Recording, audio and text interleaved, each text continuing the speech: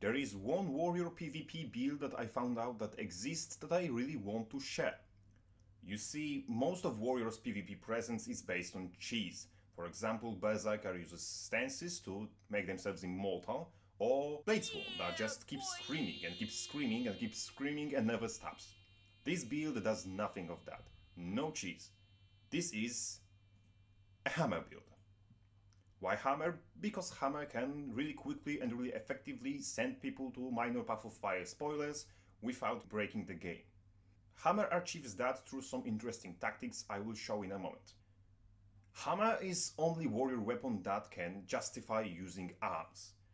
We use arms because we want extra crit from Furious Burst, we want Opportunist that gives us fury exactly when we want and gives us adrenaline, and we use Unsuspecting Foe. Furthermore, we want Burst Precision. Why Burst Precision, you may think? Burst Hammer is a crowd control skill, and in PvP crowd control skills don't do damage. Why then we want to guarantee crit on that skill? We will get to that soon enough. Just be patient. Furthermore, we want Strength. Why Strength? Merciless Hammer.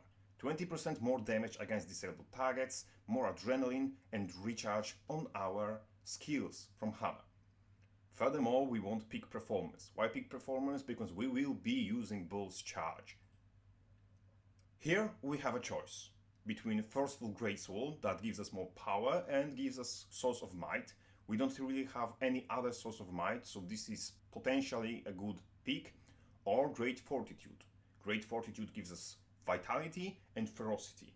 I found out that Great Fortitude is better when you are adjusting to the build, and Forceful Greatsword, personally for me, is better when I was already adjusted, I knew how to play, I had my strategy down to the business.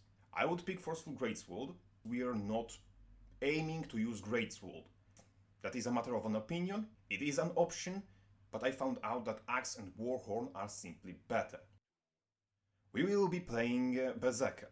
Why we are playing Berserker? Because Berserker's F1, Berserker's best skill is Rupturing Smash on Hammer.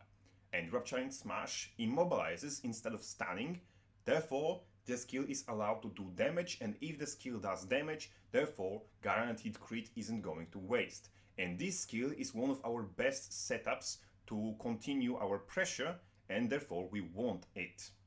And in Berserker, we want Savage Instinct, Dead or Alive, and Eternal Champion. Why do we do this? Because I already said Hammer has enough damage, more than enough. And Berserker already adds some damage through Fatal Frenzy, for example. We don't need more damage. So our choices here are dictated by reducing the downsides of playing Berserker. Let's get back to the skills. We of course take Mending, because we don't have better option to cleanse conditions. We also are taking Bull's Charge. That's a no-brainer. This is one of our best setups. In our Elite slot, we either want Rampage, if you feel like you will be using that a lot, or Headbutt. I personally prefer Headbutt because Headbutt allows us to counter crowd control. It's a stun break on its own, and it is a crowd control. So we can break out of stun and set up our own damage from our Fierce Blow. In Offcut Weapon, I personally want Axe and Warhorn. You can use Greatsword. For me personally, Greatsword is worse than Axe and Warhorn. Why? Because Axe and Warhorn give us two different ways to cleanse conditions. We have cleansing movement impairing conditions, and we have cleansing all conditions. If you are being chain immobilized, you can use both of those to get yourself free. Also, since we are using Savage Instinct, this breaks stun and this breaks stun. But we are using third stun break. We are using, where is it? We are using Outrage. So, we have 3 skills that break stuns and 1 trait that gives us stability on a stun break. This makes us really hard to pin down. In our last utility slot, it's sort of a flex slot. If you find dying to conditions a lot, pick Signet of Stamina or Shake It Off. Those are both good options. If you are playing World v World, you can pick Wild Blow and just throw people off the cliffs. You can pick Toilax Signet, which is what I'm using. For stability, for healing, and for toughness. It's really good choice. But pretty much every banner can fit here. You can use Fear Me, you can use Stomp. This is a flex slot. Whatever you want, put here. This is your slot.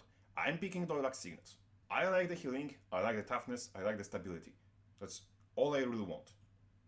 That's from me. And with these weapons, with Hammer, with Axe and Warhorn, equipment we want, I personally prefer Rune of Eagle. Where is...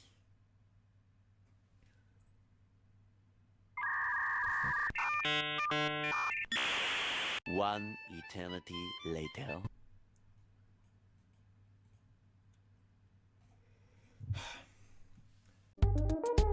Rune of the Eagle for 10% increased strike damage to targets with less than 50% health, a lot of precision, a lot of ferocity, and Valkyr Amulet. That gives us 20% critical chance that is, I remind you, increased by almost 80% every time we hit something that is crowd controlled.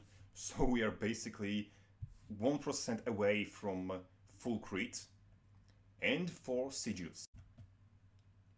On Hammer, we want Sigil of Exploitation and Sigil of Opportunity. Sigil of Opportunity deals us extra damage to movement impaired foes, like knockdown, and we are doing this all the time, so that's what we want. And Sigil of Exploitation, that gives us more damage against targets that are low health. This is also what we want. On Axe and Warhorn, what we want, we basically want, I would say, Sigil of Escape is a good option, and Sigil of, for example, Sigil of Cleansing, Sigil of Purging, that sort of stuff. This is our safety set. This is our utility, this is our escape, this is our counter pressure. So this is how the build looks. Arms 3-1-1, strength 3-3, and Berserker 3-3-3. Let's get to gameplay. This particular Berserker build can be played as a side noder and is quite good as a side noder. Most fights you will have on a side node will be quite fair and skill dependent. However, if you are playing this build as a side noder, you are wasting your time. It is in a team fight where you want to be, because in a team fight your potential skyrockets. Why? I proceed with explanation. Your teammates, competent or not, they will cleave off some of enemies' defensive utility. And enemies without defensive utility are for you like a buffet. You want to play this specific build as sort of a heavy assassin. You want to approach your target of choice, crowd control it, down it, and then move on to another target. Your targets of choice are primarily people with sparse defensive utility, people with few stun breaks, people without additional dodges, people without passive blocks and stability. You want to target necromancers, mesmers, elementalists. You want to target engineers, rangers, certain warrior builds and certain revenant builds. Also, you want to break every single willbender you will ever see. Grind them into dust. However, remain wary of your surroundings, because you are playing Berserker, enemy team will want you go. Berserker is perceived as a big looming threat, and that threat is one of the first things enemy want to destroy. So, you don't want to be the first person to enter teamfights. You want your teammates to lead the way, and you can encourage them to lead the way with your Warhorn. You give them swiftness, you can give them barrier, and they will be far more willing to put themselves at the risk. And if they put themselves at the risk, they are making space for you to operate.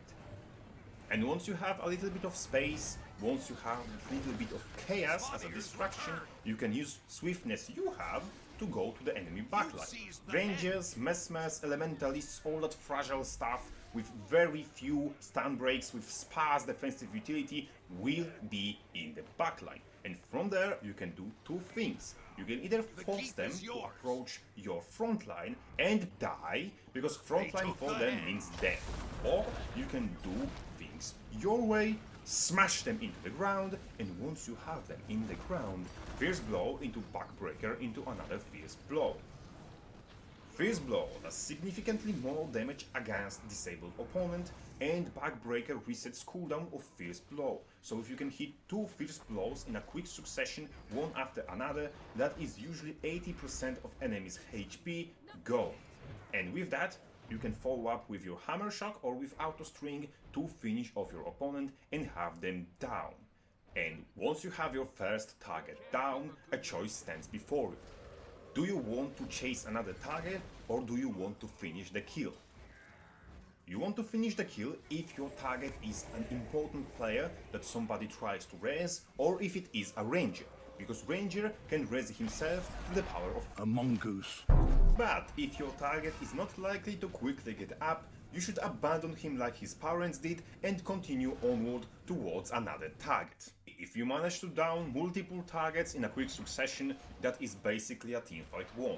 Because, as you may have probably guessed, targets that are down on the ground are much less threatening than those up and running. If everything went according to the plan, by now you should have Rage ready to go. This is the time to use it.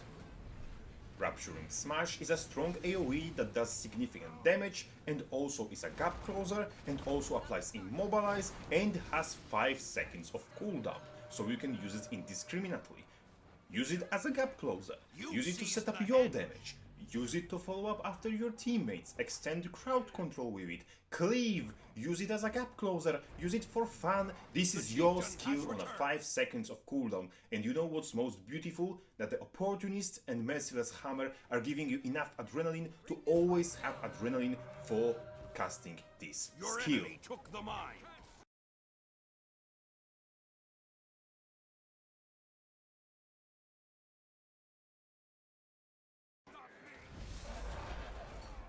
You've seized the henge.